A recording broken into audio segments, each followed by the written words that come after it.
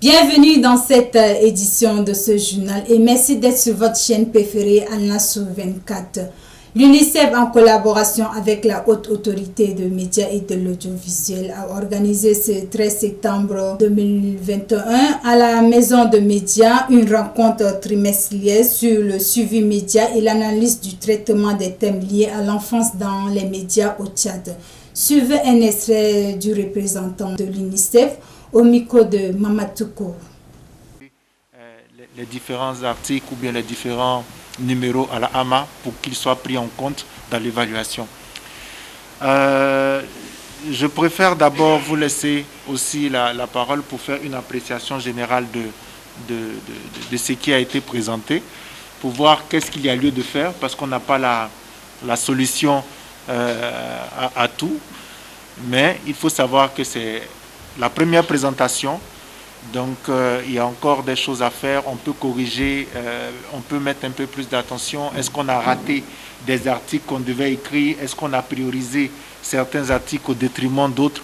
C'est ensemble ici, puisque nous avons décidé d'accompagner tout ce qui est promotion des droits des enfants au Tchad. Donc c'est à nous, qu'est-ce qu'on fait pour améliorer les choses? Qu'est-ce qu'on fait? On ne vous demande pas de changer vos lignes éditoriales, mais on demande simplement de compter maintenant avec les questions qui touchent les enfants et les femmes au niveau du Tchad. Voilà un peu ce que je peux dire maintenant.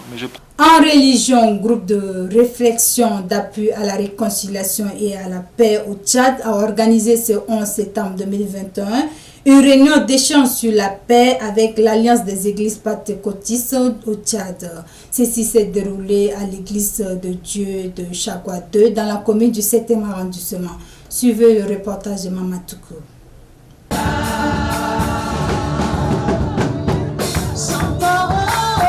La délégation du groupe de réflexion d'appui à la réconciliation et à la paix au Tchad, conduite par son vice-président Adraman Jasnabaye, qui avait à ses côtés le rapporteur général Nota Engar Franco Joseph et le chargé de communication et de la mobilisation Aboubakar Abdallah Borgo, et plusieurs invités venus prendre part à cette réunion d'échange organisée par le groupe de réflexion d'appui à la paix et à la réconciliation GRAPAD.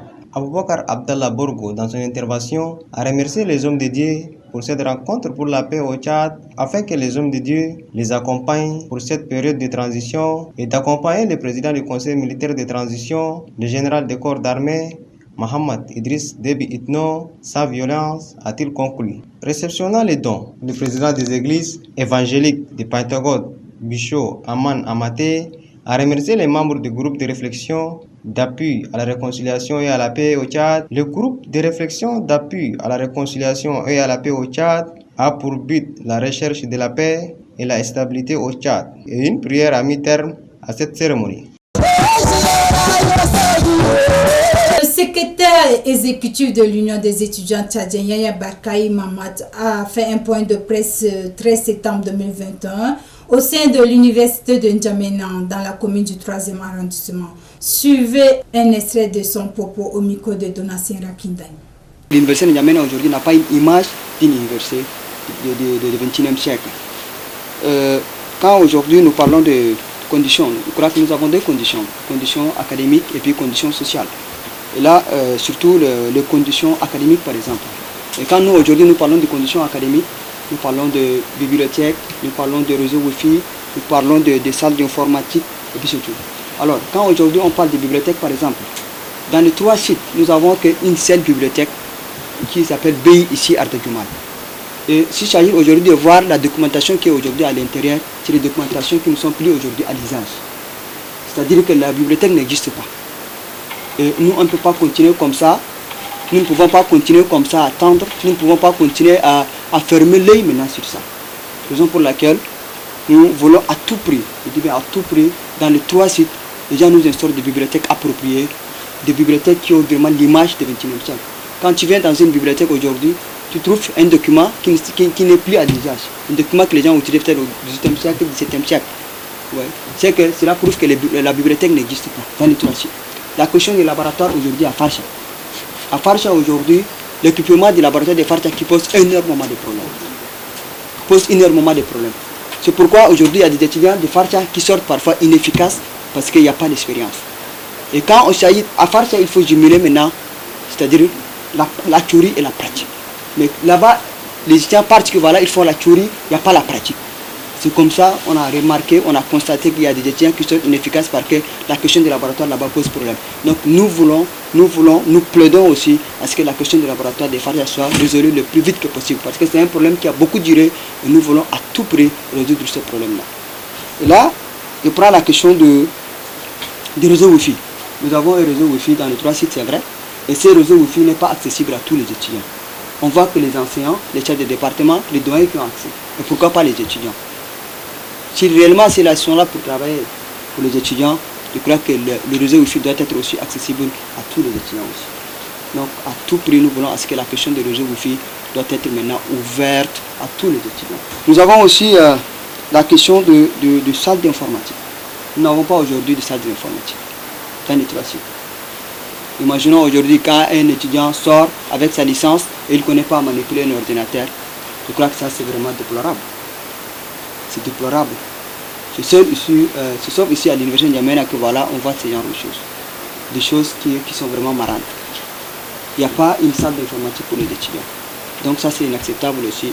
Donc les gens doivent, le gouvernement doit à tout prix résoudre ce problème. Parce que nous demandons au-delà même du ministère de l'enseignement supérieur, au-delà même du ministère de l'enseignement, nous avons écrit à qui les droits, nous avons écrit à la primature, nous avons aussi écrit à la présidence. On a stipulé tous ces problèmes-là. Et jusqu'à là, en vain, il n'y a rien. Consommé par la plupart des Tchadiens, le tamarin regorge plusieurs qualités de vitamines, quelquefois ignorées par la population. Suivez le reportage de Donatien Rakindan qui nous parle de ces éléments nutritifs. Fruit du tamarinier, le tamarin est un arbre originaire d'Afrique de l'Est très utilisé dans la cuisine. Il s'agit d'une gousse dans laquelle se trouve une pulpe entourée de grains très durs. Carminatif et anti-infectieux, il intervient également dans les troubles intestinaux tels que les ballonnements. Antiseptique, le tamarin apaise le trouble urinaire. Sur les pupilles, la pulpe est à la fois acide et sucrée. Elle contient plus de 30% de sucre simple, riche en acides organiques, notamment en vitamine C, B1 et B2.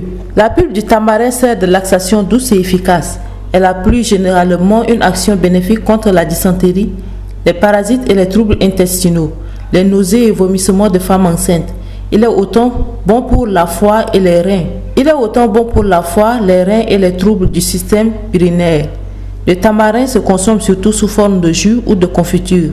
La peau de tamarin peut être incorporée dans les recettes de curry avec la viande ou du poisson pour obtenir une saveur salée, légèrement acidulée. Pour les pertes de poids, elle constitue une brûle graisse naturelle efficace et en plus, il peut également supprimer l'appétit en augmentant la production de la sérotonine. C'est la fin de cette édition. Merci de l'avoir suivi. Belle suite de programmes sur Anasso 24. Au revoir.